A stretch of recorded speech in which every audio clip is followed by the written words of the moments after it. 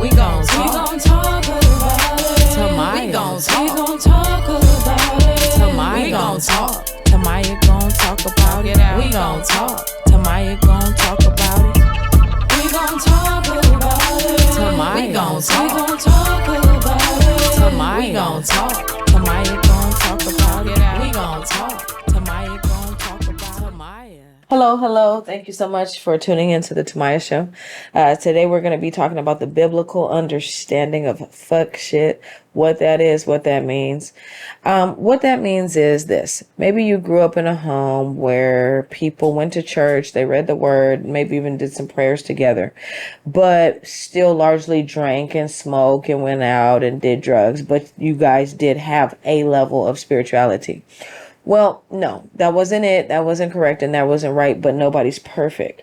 So going into a biblical understanding of it, there are a lot of stories in the Bible that say murder has happened and rape has happened and incest. And if you ever read it, you'd actually know that. And some of these things have happened in our own homes as well. So we don't really need to keep going over the Bible. We should talk about what happened in our own homes. We should say, hey, what's going on? Has anything ever happened? And then when you check that box, yes, then we can tell people what happened. For myself, going to church with somebody who actively did cocaine and shot up heroin, it's complicated. It's complicated, but I can tell you this. It's wrong, and most of the stories that you have are not going to be able to be used in real life. You can't tell anybody and it's not working. So that's the problem for 50% of the population who've had bad experiences and feel largely uncomfortable talking about any of it, just even one time. Just cannot say it, uncomfortable, can't believe it's reality, never had a therapist, and it's shocking every day still. For that person, this is really what the show is for, to give you a little bit of help. What's happened? Why did the church fail you? Did you fail yourself? Did your home fail you? I'm here to let you know it was your home. It was not the church. Because this is why. How could an entity that you only go to 2-3 hours a week have anything to do with who you are? I mean, it sucks that it was like that, but what did they really do to you? They didn't help and they didn't hurt. That's that. Then we go to the schools. The schools, yeah, they're doing bad things, but what's going on at home? Home is where people are being really, I would say, nurtured into being groomed into being killers, angry, mad, and vindictive.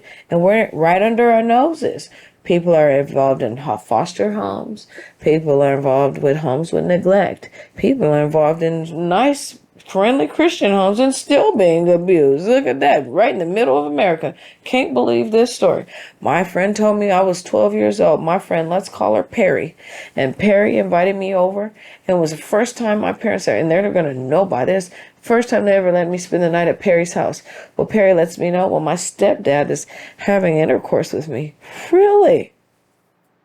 That's a big one, ma'am. She's 12, I'm 12. I said, why don't you just tell your mom? She's like, I did. And my mom says she don't want to go back to the trailer park. Okay. So this is a decision. This is what you have to do. This is the deal. This is the deal. And for me, that's a big deal. We have to stop doing that. What's going on in the home? You can look around. We can find everything wrong with everybody in the community. But at the end of the day, it's what's going on in your home that's impacting you. These people are losing their minds. They're going out and they're hurting people. They're in mental institutions. Not from what happened at the school. Not from what happened at the gas station or at the prom. No, it's what's happening at home. So I think we need to take a real deep look at talking to people and starting to get understand. So what did Uncle Jimmy do? What did Auntie Gina say? And that's where we're going to find the problems, because for me, with my cousin and my brother, I was abused. And I felt like, okay, I took it on the chin, literally. And I didn't say anything, but I also feel this. That's a big one. That's a big one to conceal. And that's a big one to let go. Either way, it's not going to work in anyone's favor to carry that resentment and that anger and that pain and that sadness. Why would you even think that was a possibility? If you're trying to get through something that's bigger than you and it happened in the home, you can't keep blaming the police. You know, you have two racist encounters with white police every year, and then you keep wanting to fight for police reform. Police reform? Well, let's fight for domestic violence and social justice and incest and abuse. From the stories that I hear, as an educated young 38-year-old black woman in the middle of America hanging out, I would let's put some tax dollars to incest, to alcohol abuse, to trauma. And that's my professional opinion. And this is from men and women of all races and all religions. Like I said, I wouldn't retract any of my statements. I'd spend more time and money and effort and energy on abuse and trauma and sexual abuse. Specifically, he did this, she did that. We had to do that. This is what happened. This is why it's this way. Well, then, yeah.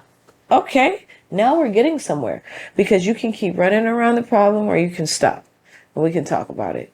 I'm here because we need to talk about it. Let's talk about it. We need to talk about it. It doesn't need to be uncomfortable. It doesn't need to be sad. I think it should be an open forum. I think everybody should share their perspective and their experiences. Most importantly, your experience might help me. My experience might help you. Girl, he held me down and tied me up. Well, hey, that might not have happened to me, or maybe it did. But either way, we can help and connect with each other. I let people in slow with what's going on. You know, I'm not going to give everybody everything, but I can tell people it takes a lot to come up with a personality like mine. So I wouldn't say I would say it's a part of abuse and torture.